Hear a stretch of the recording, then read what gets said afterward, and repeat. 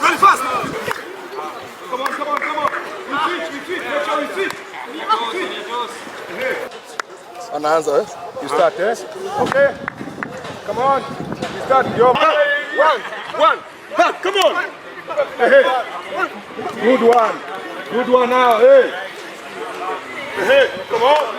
When I see the young referees from the different leagues coming to our integrated, I feel very good, because I always pray if I had this opportunity when I was in a lower level, ningepata wa kuni expire like these guys, how we are doing to them, ingekuwa very free for me to go to the higher leagues.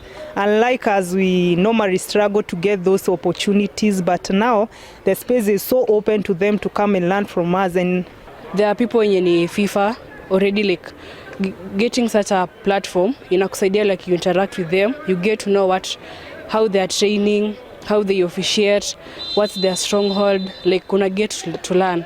Inatusaidia sana kwa sababu unapata vitu tunafundishwa sahi ndo zinafanyika mpaka international. So tukitoka hapa leo, kitu itafanyika kwa game kama ya club championship tuseme, tayari at least tutakuwa na knowledge, tutakuwa tumepata knowledge hapa. Na mimi waambiaga our young referees, you don't have to be great to start, but we have to start to be great.